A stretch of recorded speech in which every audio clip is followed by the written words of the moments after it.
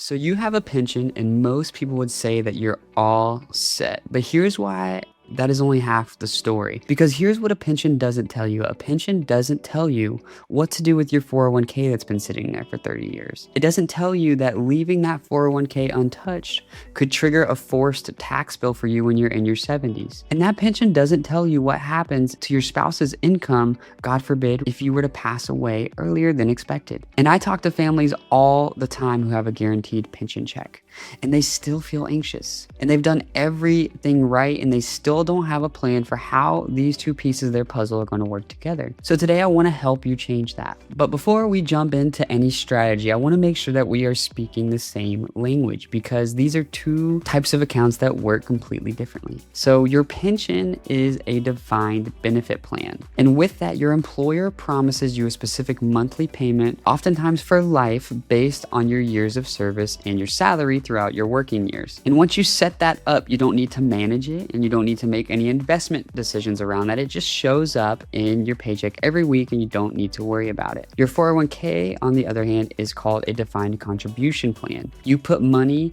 into that account over the years, it grows as it's invested in the market, and now you have a lump sum that you're responsible for turning into income. So one gives you a guaranteed paycheck while the other hands you a pile of money and says, hey, figure out how this is supposed to be income. The good news though is that when you have both, you have something really powerful if you set up a plan to coordinate those well. But here is where I see a lot of retirees like yourself make a costly mistake. Their pension comes in, they add Social Security into the mix, and they realize that their bills are covered. So they leave that 401k alone. They don't touch it, they just let it sit because they don't need that for their day-to-day needs.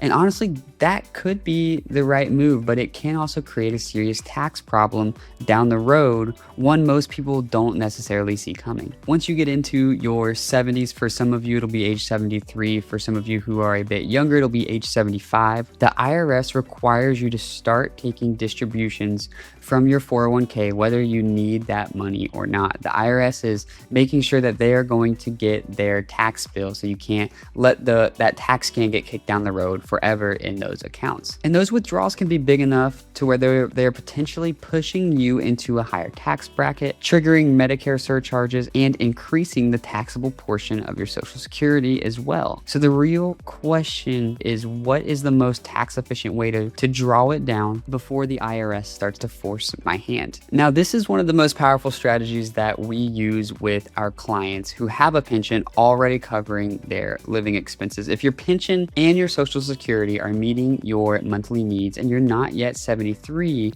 you may be sitting in what my team likes to call the Roth Conversion Window. So this is a season where your taxable income is relatively low. You're not drawing from that 401k, and you might not have started Social Security yet. So you're in a lower tax bracket than you'll likely be once those RMDs kick in. So this is a window to start proactively moving that money from your traditional 401k or traditional IRA, if you've gotten that rolled over, into a Roth IRA to pay some of those taxes now proactively at today's probably lower tax rates, and every dollar that lands in the Roth grows tax-free and is never subject to those required minimum distributions. So here's a real-world example to help paint that picture a little bit. Let's say that your pension covers your lifestyle. You're in the 22% tax bracket. You do a Roth conversion of, let's say, $30,000 to $50,000 per year for 5 to 10 years. You've just significantly reduced your future RMDs and built a tax-free bucket that you can leave to your kids or to ministries you care about, or also just to have in case things come up.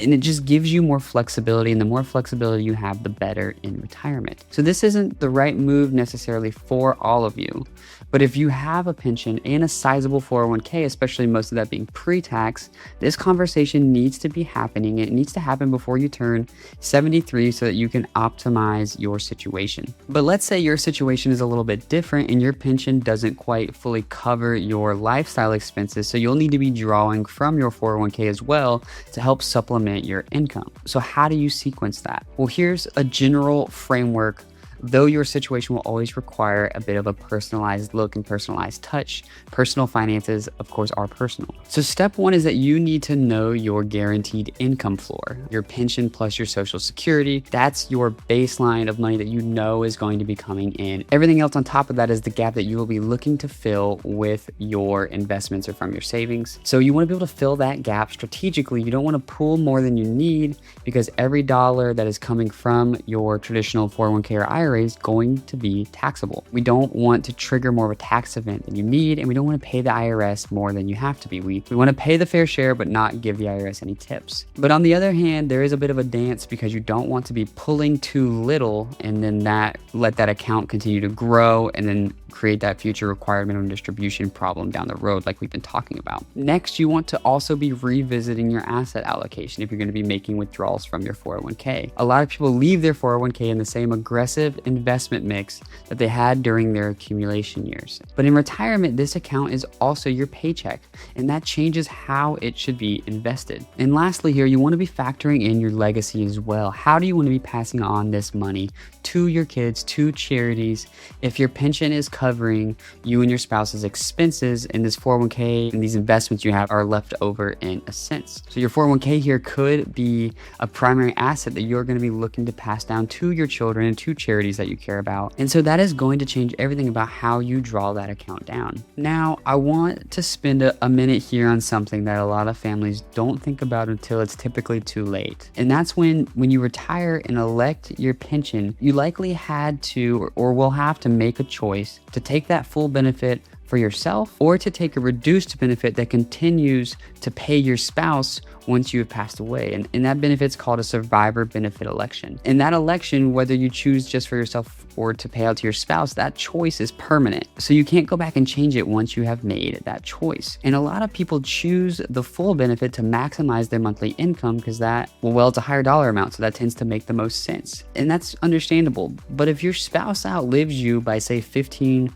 or 20 years, and that pension was the household's primary income, they could be in a really difficult position down the road. Your 401k, on the other hand, is a bit more flexible. With the proper beneficiary designations, your spouse can inherit that 401k and roll it over into their own IRA. But if you've been drawing it down aggressively, or you haven't updated your beneficiary designations in years, things can get very complicated there fast. And the bottom line here is you want to be coordinating your pension and your 401k, not just from a tax perspective to be efficient tax-wise, but also from the perspective of making sure that your spouse is secure and that they're going to be taken care of for the rest of their life. Now, I want to close here with something that you won't typically come across in retirement planning videos, but I think that it deeply matters to the families that I work with. That is, so Proverbs 21:5 tells us that the plans of the diligent lead to abundance. A pension and a 401k are the fruit of decades of hard and faithful work and saving.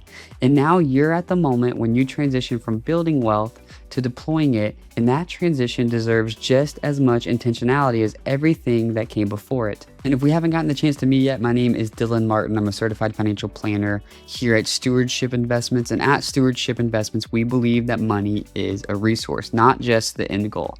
So when we're helping families coordinate these different types of accounts, we're not just making calculations. We're also asking, how can this wealth fund generosity? How are we positioning your situation, your wealth, to honor God? And how can these things bless your family? And what does it mean for the things that matter beyond just this life? So that might look like Roth conversions that fund a donor advised fund.